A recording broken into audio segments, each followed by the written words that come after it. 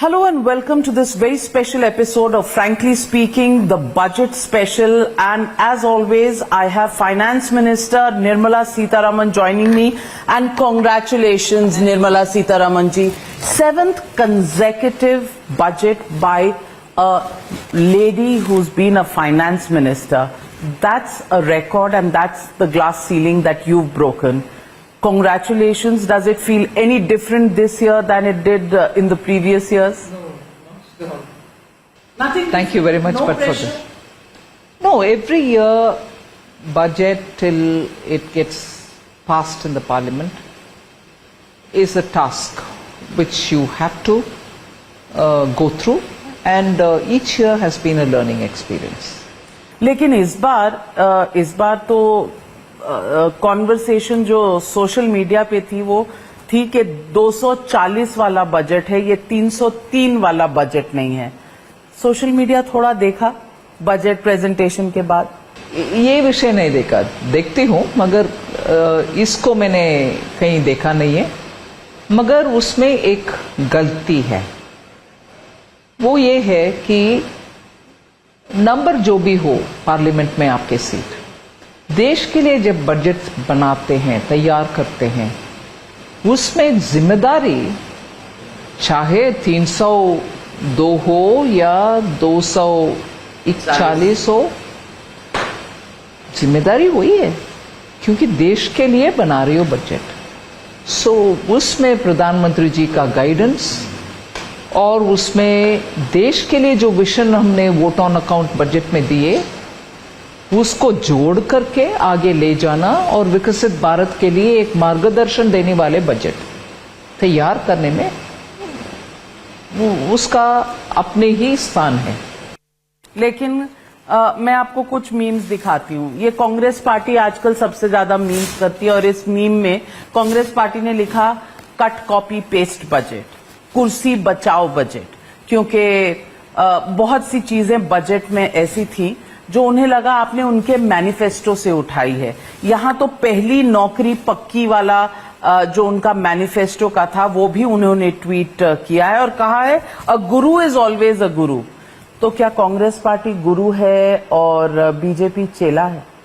मैं इसमें अगर सही जवाब देना है तो एक रिस्क है. वो रिस्क है कि तुरंत लोग इसका हाँ देखा फाइनेंस मिनिस्टर कितने एरोगेंस के साथ जवाब दे दिया. ये जवाब और ये रिस्पांस जनता या कुछ लोगों से आ सकते हैं. मैं सिर्फ ये बहुत ही विनम्रता से सबमिट करना चाहती हूँ. कांग्रेस पार्टी का स्कीम घोषणा करना और उसको इम्प्लीमेंट करने में हर तरह का एक्सक्यूज देना ये नया बात नहीं है. मैं एक बार पार्लियामेंट में ये स्पष्ट की है कि हमारी स्कीम है, उसका श्रेय हमें नहीं दे रही हो, ये आरोप आता रहता है कांग्रेस से. स्कीम घोषणा करना एक विषय है, उसको इम्प्लीमेंट सही तरीके से करना दूसरा है, जो क्षमता कांग्रेस पार्टी में नहीं है. घोषणा करते हैं, मनरेगा के विषय में बार बार बोलते हैं ये हमारी स्कीम है, आधार के विषय में बोलते हैं हम ही ले आए, मगर सीएजी के द्वारा जो रिपोर्ट आया मनरेगा उनके कार्यकाल में कितना घोटाले घपलेबाजी सब हुआ, मगर उसी मनरेगा को सही तरीके से बिना उसमें कुछ शक डायरेक्ट बेनिफिट ट्रांसफर के द्वारा अच्छा सा इंप्लीमेंट करने वाले प्रधानमंत्री मोदी जी है. सो करते जाओ घोषणा. पर ये तो घोषणा नहीं, ये तो मैनिफेस्टो. वो घोषणा के विषय में मैं आ रही, इंप्लीमेंट करो स्कीम मगर गलत तरीके से इंप्लीमेंट करो. ये तो हो रही है जो प्रॉमिस कर्नाटका की उदाहरण लीजिए ना, चुनाव के समय में दिया फ्रीबीज इतने सारे, और इंप्लीमेंट करने के लिए जब जाते हैं उनके सीएम के एडवाइजरी बोलते हैं हम इसका फाइनेंस कर नहीं पा रहे हैं, अगर इसको करना है तो डेवलपमेंट एक्टिविटीज के लिए मेरे पास पैसा नहीं होगा. डिप्टी सीएम भी वही कहे, एडवाइजर भी वही कहे. सो कांग्रेस का मैं ये कर्नाटका के उदाहरण दे रही हूं. और दूसरा ये भी कह रही हूं इतने सारे अच्छा घोषणा करके आपके कांग्रेस चलाने वाले सरकार कर्नाटका के अलावा तेलंगाना में है, ये उधर इंप्लीमेंट करके दिखाओ भाई। हिमाचल में है, उधर भी इंप्लीमेंट करके दिखाओ। जहां सरकार में है उधर कोई काम नहीं आ रहा इसका, मगर दूसरे के ऊपर आरोप करो मेरा कॉपी पेस्ट स्टिक किया। मैं चैलेंज करती हूं, हिमाचल प्रदेश में छोटा राज्य है, तेलंगाना उससे बड़ा है, आप चूज करो भाई, तेलंगाना में इंप्लीमेंट करेंगे या हिमाचल में। ये घोषणा करना एक विषय है, इंप्लीमेंटेशन के समय कांग्रेस पीछे हट जाती है। इम्प्लीमेंटेशन एंड अदर स्टोरी, लेकिन आइडिया उनका है, ये आप मान रहे हैं? नहीं, मैं वो भी नहीं मानने को तैयार हूं। मैं बोल रही हूं हमारी scheme completely well thought through है और इसमें कोई प्राइवेट सेक्टर में डाल दिया, हक बना दिया अप्रेंटिसशिप को, है ना। मैं बात कर रही हूं इंडस्ट्री के ऊपर हक बना करके आप लोगों को बेच करके उस इंडस्ट्री में काम करने वाले के साथ रखने के लिए आप ले आ रहे हैं। क्या इंडस्ट्री के साथ बात हो गया है? मेरे से आज पूछ रहे हैं कि इंप्लीमेंटेशन इसमें कैसे है, इंडस्ट्री के ऊपर आप इंपोज करेंगे, इंट्रूड करेंगे इंडस्ट्री के HR प्लान के साथ। ऐसे सब प्रश्न आज मेरे से पूछा जा रहा, मैं कांग्रेस से पूछ रही हूं। हक बनाने वाले अप्रेंटिसशिप को क्या इंडस्ट्री से बात हो गया है? कॉपी कट स्टिक पेस्ट का ये नहीं है कि आप कुछ भी कह दो। इस बार कांग्रेस के methodology has been baseless charges, आरोप और कैंपेन के लिए नरेटिव जिसको गलत है, मतलब उसका बेसलेस आरोप है, बेबुनियाद आरोप है, इसको साबित करने के लिए आप पीछे होते जाओ, फिर बोलो अरे आप तो सरकार में हैं, आप क्यों डिफेंसिव बन रहे हैं। अरे ये बयानबाजी और अग्रेसिव तरीके से बात करने में कोई झूठ सच्चा नहीं होगा, मगर कांग्रेस वो प्रयत्न करने के रास्ते पे चल। But then let me ask you, this has impacted you in the recent elections. Both the issues that you picked up, whether it was changing of the constitution or the reservation issue, इन दोनों issues पे narrative Congress का जीता है, which means आपके narrative में, यानी कि BJP के narrative में, सरकार के narrative में कहीं ना कहीं कोई कमी रही, ये तो आप मानेंगी? मैं ये मानती हूं कि कांग्रेस अपप्रचार कर रहा था, एक जिम्मेदाराना पार्टी, और अभी इस चुनाव के नतीजा को तो आप भी समझते हैं कि सरकार इलेक्ट करने के समय ऑपोजिशन का भी इलेक्शन हुआ, ये मैं मानती हूं। पार्टी 99 सीट 50 के अबाव से 99 तक पहुंचे, मगर 100 पार नहीं किए। आपको एक रिस्पॉन्सिबल ऑपोजिशन के रोल प्ले करने के लिए जनता ने वोट देकर आपको 99 के साथ भेजा है।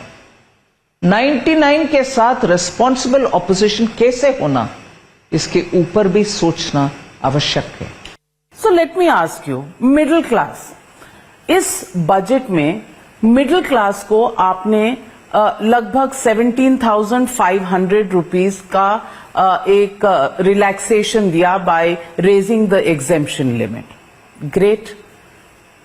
How much does that work out to? मैं आपको बताऊं, पर मंथ एक मिडिल क्लास के घर में 1,458 रुपीज बचते हैं। आपको लगता है कि इस 1,500 रुपए से कम की जो बचत हुई उससे मिडिल क्लास घर में कोई खास फर्क पड़ेगा? Navika, I respect this issue of middle class should be given some rahat. How much ever I wish to give, I love to give more. But after a point, it's also, particularly when it comes to tax related issue. That is why, to make a difference to the salaried people, I made sure that the standard deduction will go up from 50,000 to 75,000. Once the tax rates are also being changed, that will benefit even the higher tax payers. Because for every 1 lakh, first 1 lakh, first 5 lakh, first 10 lakh, first 15 lakh, the kind of benefit कम हो जाए. that will benefit even the higher income groups. So, first of all, our intention to give something to the middle class salaried people, I increase this standard deduction. I can do more, I wish to do more, but there are limitations in taxation. How much more can I give is a question that I have to look at. So ideally, yes, I love to give more, but there are limitations. And I have to consider there are limitations. That's why affordable housing, I'm giving some kind of a benefit, and subsidized interest. I'm also making sure that student loans for students who are going to study in Indian universities is up to 10 lakhs, and on that also a subsidized interest will be given for families to pick up for children's education. So there are various ways in which we are trying to... When papers are leaking all over the place. Well, that has clearly been taken up in the Supreme Court, and the Supreme Court has come out with, having looked at the case, its judgment. I think we should learn to judge, learn to respect the judgment which has come from the Supreme Court. Nirmala ji, आपने कहा middle class को मैं ज्यादा देना चाहती हूँ, लेकिन सवाल लोग ये करते हैं कि इस देश की 140 करोड़ की आबादी है, उसमें से 7 करोड़ लोग इनकम टैक्स के नेट में आते हैं, जिसमें से 5 करोड़ लगभग, शायद उससे कुछ ज्यादा ही, सिर्फ रिटर्न फाइल करते हैं, टैक्स नहीं देते. यानी कि पूरे देश के 140 करोड़ लोगों के बिहाफ पर अगर कोई टैक्स दे रहा है तो वो 2 करोड़, लगभग 2 करोड़, शायद उससे कम लोग. क्या उनकी गलती यही है कि वो सैलरीड हैं, उनके पास कोई ऑप्शन नहीं है? खास करके प्राइवेट सेक्टर में जो सैलरीड इंसान होता है, उसके पास कोई सोशल सिक्योरिटी नहीं है, उसके पास कोई पेंशन नहीं है, वो सरकारी नौकर नहीं है. उनका कौन सा बेनिफिट है जिस पर टैक्स नहीं लगता? ये सवाल जनता पूछ रही है, मिडिल क्लास के लोग पूछ रहे हैं. हम टैक्स रेट कम करने के लिए हर कोशिश करिए. That is why we brought in the new tax regime, the second, the alternative new regime, which has far lesser rate compared to the old regime. The old regime has a lot of exemptions and so on. Many people said we don't need the exemptions, so we brought that. That's one. We tried to reduce and simplify the taxation entire system and regime itself. And it's difficult to convey this, and I don't know how I'm going to do this without causing this outrage about, how dare the finance minister say this. But let us, matter of fact, please allow me this indulgence. Is GST tax on the essentials, was it brought in only by GST? When they taxed under the earlier pre-GST regime in every state, through VAT or through excise? Don't tax. Great principle. Great principle. Don't tax at all. But to say that it is GST which brought it on my soap, panna oil, my comb, with due respect, yaar, whether you want to accept it or not, even I come from a middle class family which lived on salaries. Do you think I'm here now doing things which I don't understand? With due respects, GST on daily use items, every state was doing its own earlier. That's been brought together so that it becomes simple and one all over the country. In some states, buying a car was cheaper, and some other state it was more expensive.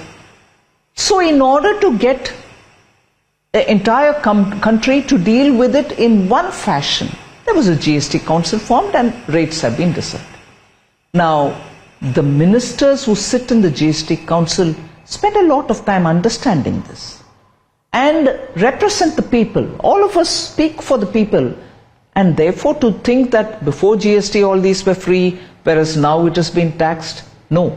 But I can for sure say, after the GST, the tax rate on all of them has come down. I've released n number of data to show that the ordinary daily use common man items have been brought down in tax after the introduction of GST. Let's give credit where it is due.